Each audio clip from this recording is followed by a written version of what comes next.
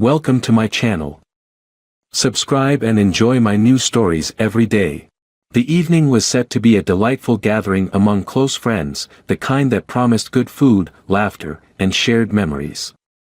However, the moment we stepped into the elegantly lit dining room, the ambience took a back seat to the glittering item that hung delicately around my wife, Elisa's neck, a stunning gold necklace that seemed to capture the room's light and splinter it into 1,000 whispered secrets. "Beautiful necklace, Elisa," remarked Tom, my best friend, his tone casual yet tinged with an undercurrent of something I couldn't quite place at the time. "Thank you," she smiled, touching the pendant lightly. "It's a special piece." We mingled, the clink of glasses punctuating the hum of dinner conversation. It was not until we found ourselves by the balcony, a cool breeze giving us a reprieve from the buzz of discussions, that Tom's earlier interest in the necklace returned, with a revelation that sent a chill down my spine. "That necklace," he started hesitantly, "I've seen one exactly like it before. Bought one for our boss to give to his mistress. It's a limited edition, you know, number 378 out of 500. My heart skipped.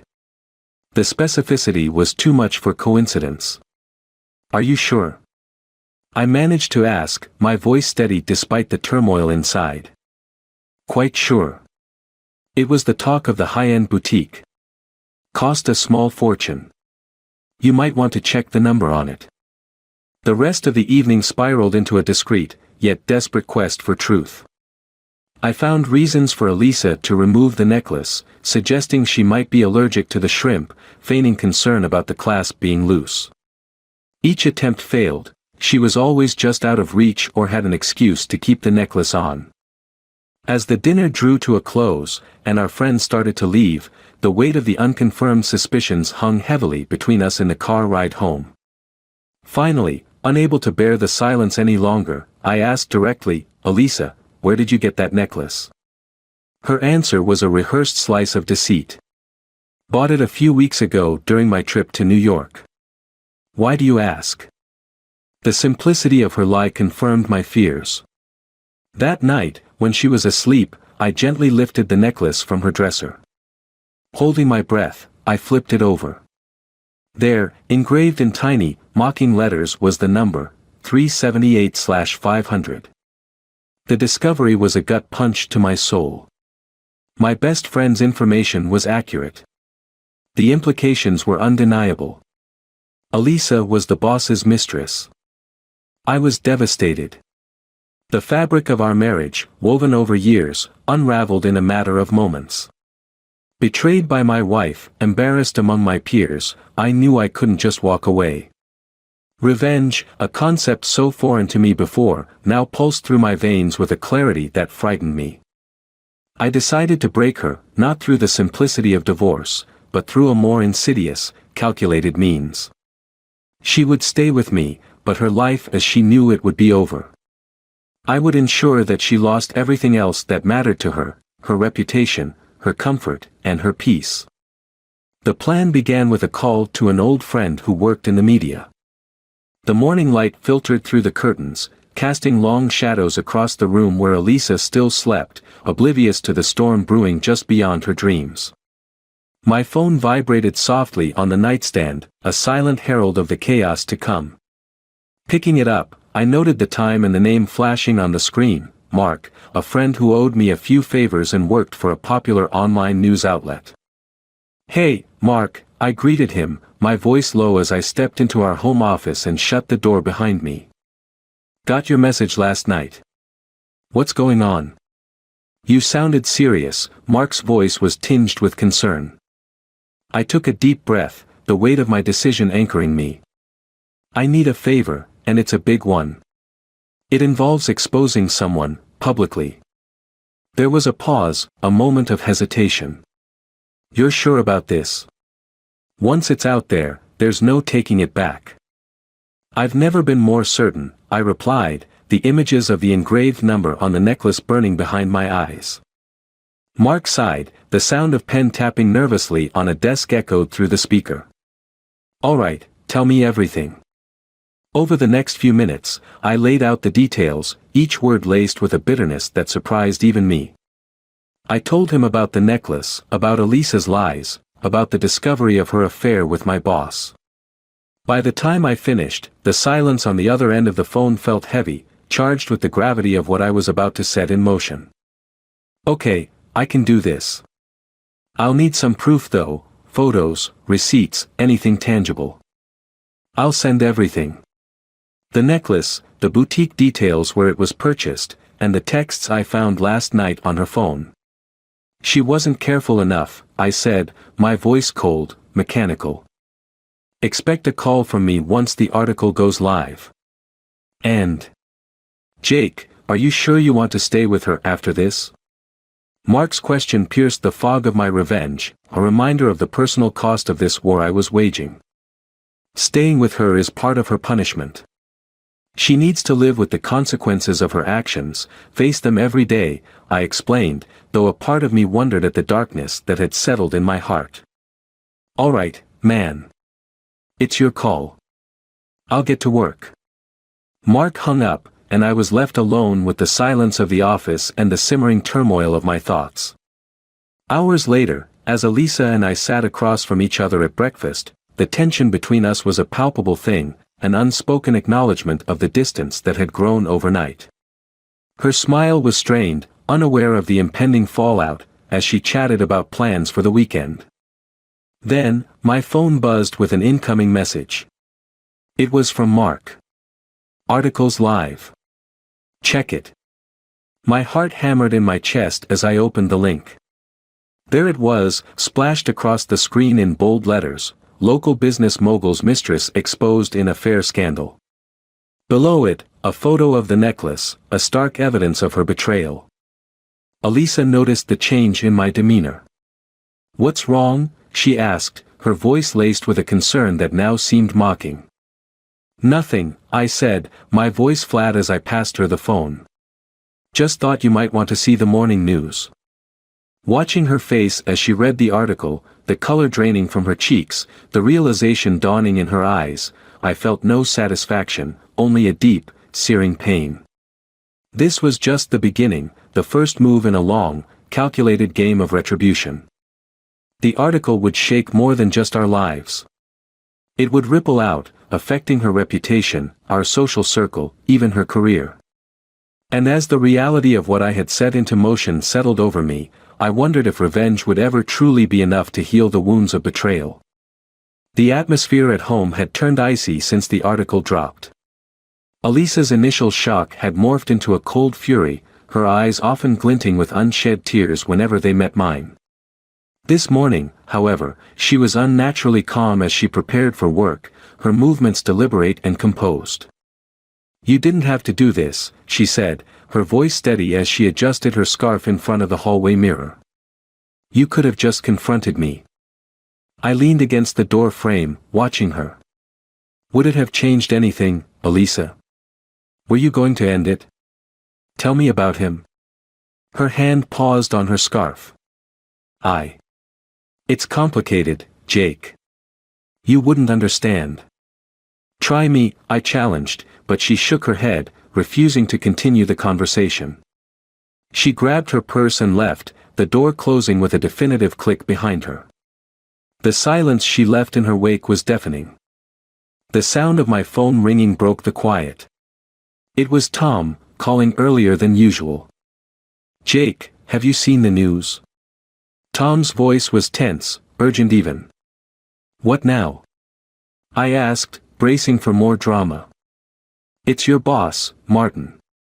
He's on leave effective immediately. The board didn't take kindly to the scandal. And there's talk about Elisa being let go from her position too, Tom explained. The information hit me harder than expected. The reality of the consequences my actions had unleashed on Elisa began to settle in, the collateral damage rippling out further than I had anticipated. I didn't think it would go this far, I admitted, a hint of regret lacing my tone. You started a fire, Jake. Fires tend to spread, Tom replied, his voice a mix of sympathy and realism. After hanging up, I spent the rest of the morning pacing the house, my mind racing with the implications of my revenge. The thrill of retribution had been overshadowed by the tangible destruction of Elisa's life and career. As much as I wanted to hurt her as she had hurt me, the sight of everything crumbling around us was unsettling. Late in the afternoon, the sound of the door slamming announced Elisa's return. She stormed into the living room, her face flushed with anger and eyes blazing. "They suspended me, Jake. Without pay. Do you realize what you've done?" she yelled, throwing her purse onto the couch. I stood my ground, although her distress tugged at something inside me. "You did this to yourself, Elisa. You cheated. You lied. And you decided to play judge and executioner," she retorted, stepping closer. "What about us? What about our marriage? Was there ever an US after you started your affair?" My voice was low, the hurt clear in my tone. We stood there, the space between us charged with years of love and months of betrayal, each unwilling to back down. The room felt smaller, the air thicker. Elisa's phone began to ring, slicing through the tension. She glanced at the screen and walked away to answer it, her voice a murmur I couldn't quite catch. Moments later, she returned, her expression unreadable. "That was Martin. He's threatening to sue for defamation, and he wants to drag you into this mess as well," she said, her tone weary. "He's lost everything too, Jake. His family is falling apart." The news was a cold splash of reality. My vendetta had started a domino effect that was now threatening to engulf me as well. "We need to fix this," Elisa said quietly, a plea in her eyes. I looked at her, really looked at her, and saw not just the woman who betrayed me, but also the person I had loved for so long, now caught up in a disaster of our own making. "Let's talk," I said finally, the fight draining out of me. Maybe it was time to find a solution that didn't involve further destruction.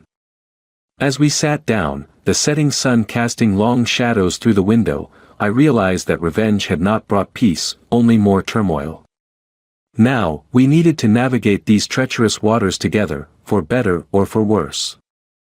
The truce between Elisa and me was fragile, marked by silent meals and long nights filled with the echoes of our fraught conversations. As the legal threats from Martin loomed over us, a plan began to form in my mind, a final move to end this charade once and for all. I met with Martin under the guise of negotiating a settlement, at a quiet, upscale bar downtown. The place was dimly lit, the kind of spot where deals were made and broken in hushed tones over old whiskey. "Martin," I began, my voice calm, betraying none of the storm brewing inside. "I think it's time we put this all behind us. I'm willing to discuss terms." Martin eyed me warily, his fingers tapping a slow, skeptical rhythm on the table. "And why the sudden change of heart?" "Because continuing this is good for neither of us. But before we agree on anything, I need something from you." I slid a folder across the table. Inside were blank papers, a bluff. He opened the folder, brows knitting together in confusion. "What's this?" "A sign of good faith. Write down the details of your affair with Elisa.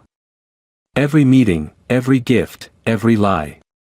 Sign it, and I'll consider the defamation case closed." Martin laughed, a short, harsh sound. "You think I'm a fool, Jake?" "No, I think you're a man who's lost as much as I have. And I'm offering you a way out." He considered it, the weight of his crumbling personal and professional life pressing down on him. Finally, he took the pen I offered and began to write. As he scribbled the confirmation of his betrayal, I felt a bitter satisfaction. "I'll need a copy of this," I said once he finished, my phone already in hand, recording every word of our conversation. Martin's head snapped up, his eyes narrowing. "You're recording this?" "Insurance," I replied simply. I left the bar with more than just a written confession. The recording was the final nail in the coffin, a way to ensure Martin could never retract his words. Days later, as Elisa and I sat across from each other in our living room, the air thick with the impending storm, I played the recording. Her face paled as Martin's voice filled the room, detailing their deception with cold clarity. "You recorded him," she whispered, betrayal flashing in her eyes. "It's over, Elisa," I said, my voice devoid of warmth. "I know everything. And with this, I waved the recording device, so will everyone else." The realization of the extent of my revenge hit her then, the insidious nature of my plan unraveling before her. I watched as the understanding dawned on her, that this was not just about exposing the affair, but about dismantling the lives built on its lies. "You destroyed him, us, for what? For satisfaction." Her voice broke. "For justice," I corrected her, standing to leave the room. "Our marriage was over the moment you chose him. This was just the ending it deserved." I left the house, the sound of her sobbing fading behind me. I had no intention of returning. My revenge was complete, the betrayal repaid in full. I had ensured that Martin's career would suffer irreparably with the public confession, and Elisa's complicity was now on record, her reputation ruined. As I drove away, the house disappearing in the rearview mirror, I felt the final ties to my old life sever. There was no satisfaction in the destruction, no joy in the pain inflicted. But there was a sense of closure, however cold it might be.